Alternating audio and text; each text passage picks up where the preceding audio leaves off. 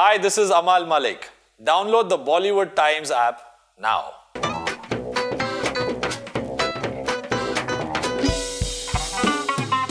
My next guest on Bollywood Times makes melody, makes music, but he also makes a lot of noise. You know why? Because he has a good voice, and just not playback. He has a voice that has an opinion. He has a voice that isn't fearful, and he has a voice that speaks the truth. Ladies and gentlemen, I present you Amaal Mallik, the great music composer of the 21st century. Now that's too much of an introduction. I don't know why it's such a long introduction, but thank you. Happy to be here. Welcome, buddy. So glad to meet you. After ages, by the way. Yeah. I mean, it has to come in an interview, right? What time नहीं मिलता है ना भाई Amaal Mallik अभी मतलब every movie has to have one song or more, probably even an album. But I said the word voice, Amaal. The reason why I said this is because at this age, when people really want to be, not too risky and play a safe game, you voiced your opinion on the recent award functions where you thought that, certain things are just not right, like whether it is nominations or, predominantly it was about the nominations. But my friend, this has been going on for many years anyway. So why raise a voice now than you could have done it a few years back? I think no one wanted to hear my voice a few years back. So, I think this is the right time where I have a following that I think listens to my music, and they are not just here for my music. They feel, he at least puts forth there are some songs of mine which I never liked, and I never used to over promote them saying, these many views, that many views. And a lot of my producers and all used to feel, why are you not pushing the song? But it happens that I've recently also taken a decision that I don't want to do songs that I'm not, sure about or happy with. So that is one thing that I think if I don't do it now, when I have that standing and when people are listening to me, then ऐसा नहीं हो जाए कि in 10 years when I'll not have it, or then when I'll have maybe reached a position and then say now that you can say it. So I didn't want it to be there. I wanted to say it when I thought is the right time. Okay. Let's talk about 2016, okay? Yeah. What was the biggest struggle you have faced as a music composer last year? I think last year, struggle is not the word I'd use. It's more like I learned a lot of things which took me through different films. I think the struggle would be a very harsh word for it. But out of the 6 films odd films that I did, like Airlift, an MS Dhoni, a Kapoor and Sons, a Bar Bar Dekho, then a Bagi. So all of them somewhere had, most of the stories, the scripts were so different. And to jump from one film's genre of music to the other was the toughest thing was my challenge the whole year, because doing a Dhoni I knew that everything this is my 2 aces, which is MSD. Yeah. And I was doing the whole album. So that was the main focus, but still, because I had already done one song or two songs in those films, they also needed that. And I still don't have a team. So it's all on me to jump a genre from the Saw Asman to make a Bes Abriya, then do a Kar Gayi Chul, and then do a Soch Na Sake. So that was the toughest thing last year. And I loved it. It's not something that was a struggle. Back in the days, Amaal, when actors used to have, like when Shah Rukh used to shoot in the 90s, right? He was shooting 3 films at one time. Now, of course, times have changed, and I'm sure even your uncle Anu Malik would vouch that, wait, hold on. In one day, I was composing for 3-4 films. A lot of songs. Does it happen now? Do you, because the reason I'm asking you this question is following up on your answer, that, you take time, you want to choose things that you like to do, you want to just, because there's an MSD which is a different genre, and suddenly there's a Bar Bar Dekho. So, do you get into that zone? For the film, yeah. I think it's important.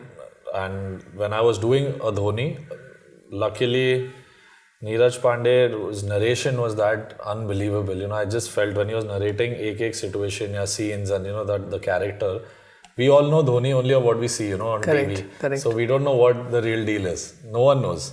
So when he took me through his life and how he thinks and how his idea of romance also is, he told me, he doesn't express even to his wife in this way or that way. So I understood what language of the film was there. Like even Manoj Montashuru wrote the film. it was easier for me to explain to him what kind of lyrics the director wanted.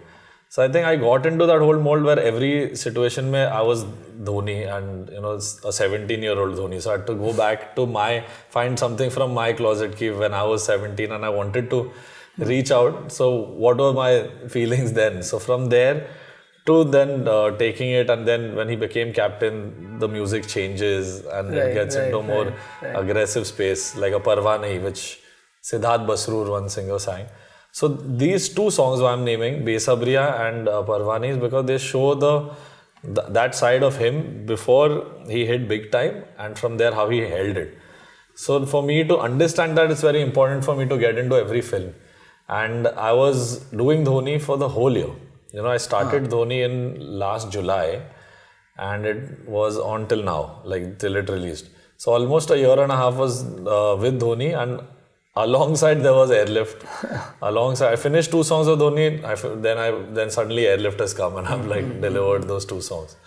I finished Airlift, and suddenly there's a Kar Gayi Chol. So the toughest point was where I had to be a little, a little flamboyant, playful, and all, because Kapoor and Sons, the situations I got were just a fun party, crazy song, and it was too tough for me to lose the seriousness I had gained even as a person to reading MS Dhoni and the story and all. So that switch was really tough, but it was all in all, it was mad fun. I really enjoyed. I think getting to live so many characters. Yeah, I always do that. I like knowing at least something about the character that I'm going to make a song for. Okay, tell me a music composer you've grown up on or you've idolized. There are several, but someone like in Bollywood who's like a constant favorite. Bollywood music, I think Preetham is someone who really is really close to me also, because when I started getting into music and I had this whole baggage of the Anu Maliks and the Dabu Maliks of my life. Like I love them, but sometimes what happens is, because you belong from this pressure, the legacy, composer legacy, and then it's not very easy to break out, and everyone thinks you'll either make a tan tan tan tan tan or you'll make a thoda sa pyar hua hai. That's it. Like what? Like how far will the apple fall from the tree was the question. But he and Salim Sulaiman, I think I have 4-5 influences who really helped me grow as a musician. Sandeep Chauta, Amar Mohile. So I think these 4 people have been my influences in my growing years. Like when I was 16, I started assisting them. And I think it took me around 6-7 years of learning and 20 odd films with Salim Sulaiman and Preetham to know what film music is. So which is the first musical concert you ever attended in your life? 50 Cent, I think. Oh, of course. Yeah. That's when the music had just arrived in the 8th standard or 9th line. Right. It's your birthday, we're gonna party now, it's your birthday. And we were like, this is the kind of music that was just, till then, electronic music was really flying. Yeah. Like even back then, like people say now the EDM surge is huge, but even then there was those 80s, Euro trash music and all that happening. Suddenly hip hop hit the scene again.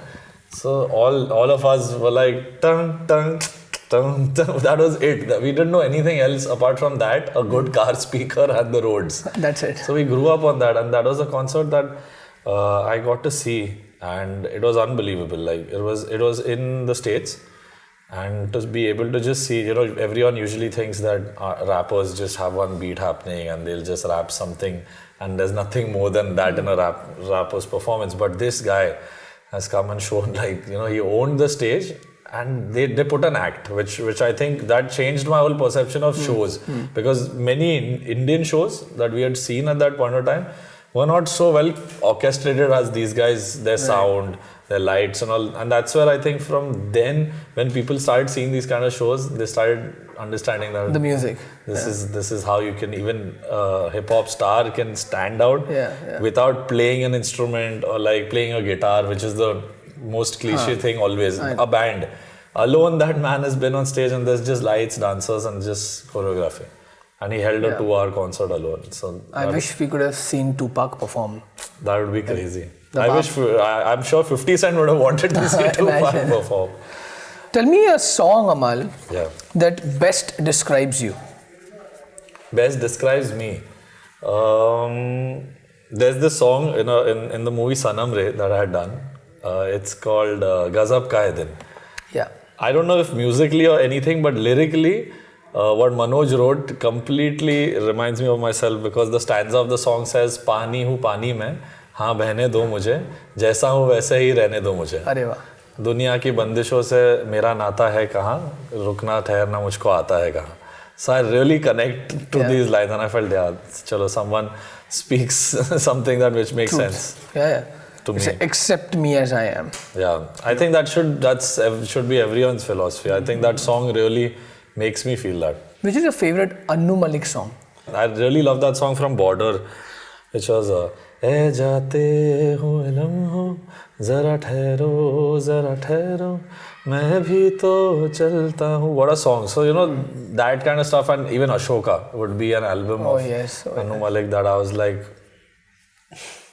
right there, great. Bow down to you, sir. What about this one? Was that Amaal Mallik? Fir teri kahani yaad. Yeah, Tere Dar Par Sanam. Tere Par Dar Sir. That's what his music has shown so much range. Like he debuted in 1977, and it's 2017. So I think he's the most longest running successful music composer. And he's so energetic. He's still pumped. Like he's still pumped up. Even now he calls me and he'll be like, he's hear some song and like call me like, "That's a good song," and all. He'll tell me, "I'm coming with this album, and I've done something very new. I've mixed this genre and that." And I still think, I was like, wow, I hope I can be this guy and this, the passion that he still holds at how old he is. Like he's competing with not even less than half his age. So that's awesome. I love that. Which is a song you would actually have in your playlist while you are getting ready every day? While I'm getting ready, it's a song, "Don't Turn the Lights On" by Chromeo. You'll have to search it. It's a quiz for all of you. It's a really cool song. Yeah, you're giving out the trivia now. Tell me, what's your take on plagiarism now? Because a lot of people, point fingers, say to even, Amaal Mallik or Preetham and various other composers that, "Arey yaar, ye tune to yahan se churayi hai yaar, ye kaise hua aisa yaar?" Me as a musician feels ki what you're thinking right now, someone has already thought of that chord progression or that melody line before in some era. It cannot change completely, but there's still a combination. If you've not heard it, you can. There can still be a chance that what you made has been created before.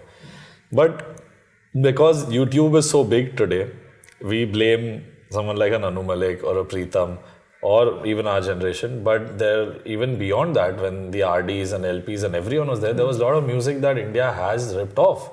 And that music our generation only targets these two men, whereas they don't know that it's been happening for decades. Everything from all the historic songs, all the songs that we call evergreen, my friend, are rip-offs also. So, twist kare, or like, there's so many songs like that. I asked this question to Arman, that, like two brothers, one is a singer, one is a composer. Like, what if it was the other way around? What if you were a composer? And he said, "Yeah, I do compose." Yeah. And I want to ask you the question that, what was that moment when you thought, what, I'm going to give a playback. Now this is my time. I am already singing a song which is coming in this film, Badrinath Ki Dulhania, on Varun. And that decision is something not that I took ki abhi Arman's like killed it, so now it's my turn. It's not like that. I think Arman is that voice, even though he's my brother. I have to say this, that even if he wasn't, if I had heard that voice somewhere, I would want to record, because he has that tonality which just makes the song sound so crisp and so beautiful. I don't know how to explain it. He sings a song and he first, before singing, understands the DNA of the song. He knows, like, it's very tough at 21 ki aapko koi studio bola and you listen to the song in 15 minutes, understand what I need as a composer, what the director is looking at, how young the actor is, how will he lip sync, not lip sync, what is the montage. For a kid that young to understand, I think that's amazing. I never sing on purpose, because I somewhere feel that if you tend to sing too many of your songs, I've seen that, and many other composers have told me this, that when you start making singing your own songs, you end up making tunes which suit your voice. Now that we're talking about voices, I have a surprise for you, my friend. I get to surprise, open it please. now. Of course, yes, we have to open it. You have to show it to the audience. I have to. Whoa. And the best thing is that This is just coincided with a thought last night only. Oh, is it? Yeah. I was just writing something in my notes that I was just thinking to myself, whose autobiography or like a book on their life I want to read. Because I do that quite often. I don't know how you know this. She gave some wonderful reviews to my albums this year. She was like, and you know, you're always nervous, Asha Bhosle's reviewing your album, and she was sweet enough. Thank you. So, your favorite Asha Bhosle song? No, that is too tough a choice to make. Yeah? Yeah, I cannot. There's a playlist then. I'll have to open my phone if it's here somewhere. Top 3 में कौन सा आएगा? चुरा लिया है तुमने जो दिल को नजर नहीं चुराना सनम. क्या बात है, is on pitch without auto tune. बदल के मेरी तुम जिंदगानी. It's a question that's always been bothering me. Always I ponder on this, and I thought, what a nice occasion to ask you this. The people normally ask about, how difficult is it composing for a certain genre of a film? Yeah. I want to ask, how do you keep up the composition when you are in a sequel? Because in the first part, you've already let your magic out. Yeah. You know, how do you continue with it? I think that's what is the biggest challenge when to do a sequel of any film. Even for the director, the actor, every department is going to face this problem, and music faces it even more because it's the mainstay of those kind of films. Like usually the films that have like really soon coming sequels, like in 2-3 years, you'll always notice their first albums have done really well. Like Humpty Sharma had great songs, right? Completely. And you are now doing Badrinath. Yeah. And the same with Dhoom. Dhoom 1, and then immediately in 2-3 years there was Dhoom 2. Badrinath ki Dulhania is set in the north, in UP, Bihar kind of setting. So to make music for that kind of language, also that bridge bhasha, and still make it catchy is the biggest challenge. I think every composer, like alongside with me there's Tanishq also, who's doing 2-3 songs in the film. So the biggest challenge there is to keep lingo of that land and make it understandable for my generation, your generation, all these guys. So I think Humpty Sharma Ki Dulhania, the film was awesome. It was set in a scenario where that music was needed Punjabi words and Punjabi music. I think that was a slightly easier thing than compared to us. So I think the challenge is more on the sequel, and we've all put our best foot forward. So there's a song that I've sung for the film called Surrender. As of now it's called Surrender, and it's sung by me and Shreya Ghoshal, and it's something I have never done before. Name 3 songs, your favorite, current, that are not composed by you. Specifically, I loved Ishaqzadeh a lot after Dave D, and Sachin Jigar's Happy Ending album. And there was one more album which they did really well, Badlapur, which I also mentioned in my post, saying that, even the year that we won Roy for almost everywhere, that was one album which didn't get recognition, at least nominated in so many places. And I met them, and I was so surprised, and I learned a lot from their attitude when they said, it's okay, like we'll do our thing, and that's what we always do. And that's something maybe I want to evolve into. It's going to be tough because I have too much of my voice of fighting for if not my things, for others. You said you've assisted Amar Mohile. Yeah. Was Sarkar your first film? Yeah. The first film that I ever got into, like stepped into the studio, and I was like, I need to be... Was Sarkar. And the toughest film to score, Amar Mohile's most successful background score was the whole Govinda, Govinda, Govinda, the theme.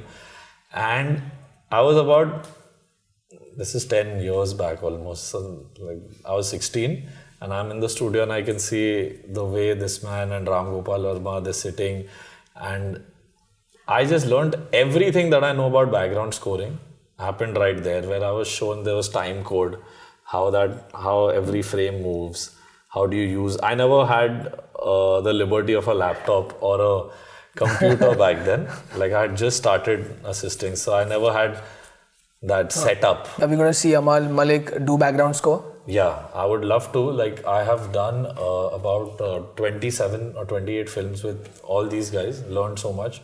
But I think somewhere I need time, it may sound that I always say I need time, but it's like when you score a film, you need more time than the songs. Because songs karne ke baad, then you need to find a score which manages to, it doesn't sound too much of a difference from the songs. Like the film will have its own sound, the songs end up having their own sound. But how do you blend that? That it cannot be like your score is Disney and your songs are Rowdy Rathod. You cannot, it cannot happen. So you need to mix those worlds. So that is the tough part. And I want to do only a film where I get that time to score. Time to take out your next gift. New one. Unwrap it again.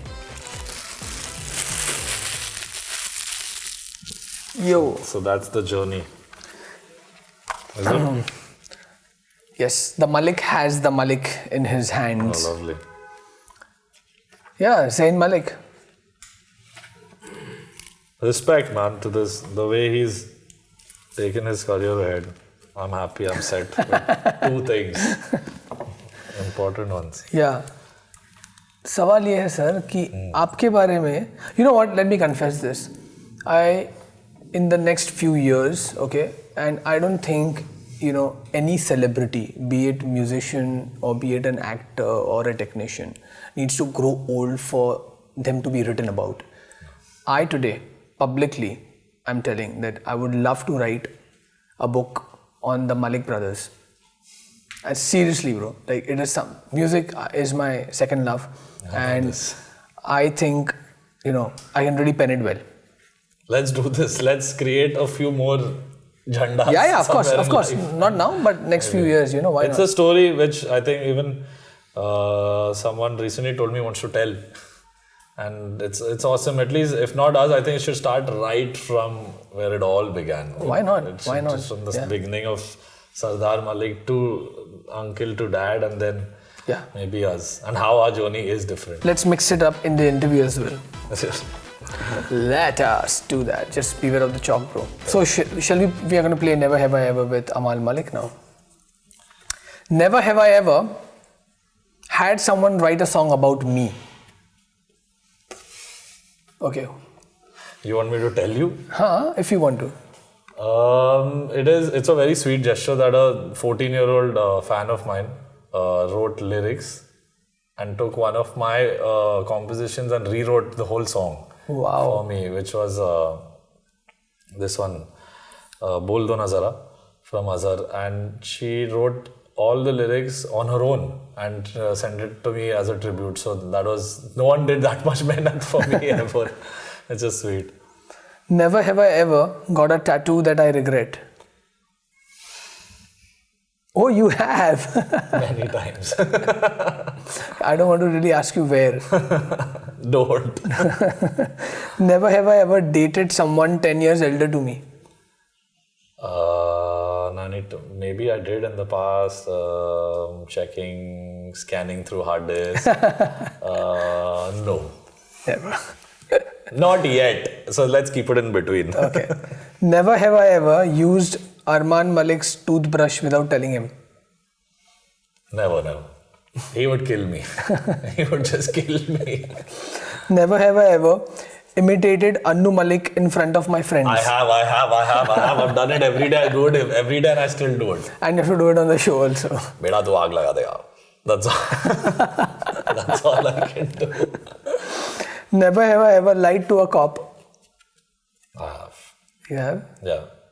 But I said a very sensible thing also. I said, मेरा studio आ गया है वो signal के, इसलिए मैं जल्दी में था, इसलिए सिग्नल तोड़ दिया मैंने, बट मेरे को उधर पहुंचना है. If you don't believe me, आप बैठो. सो ही literally sat in my car, come with me to the studio to see if I went to that studio. Oh wow, dude. So he came. So I had chai with him later. It worked. But he understood. Well, the game is up. You've performed well and very honest. So thank you so much, my friend. And one last question to part this interview is your favorite bathroom song. No. No, of course. Everyone has one. Oh, damn. This is going to be a very bad one. You really want to know this? Mm-hmm. Ya aila re ladki mast tu, aila re phir se bol zara jo tu. And I'm like full Sanjay Dutt mode in that, like doing this. So that's no one knows this side of mine. Thanks, buddy. Thank you so much. It was God lovely. bless you. I'm And really happy to be here. thank you, buddy.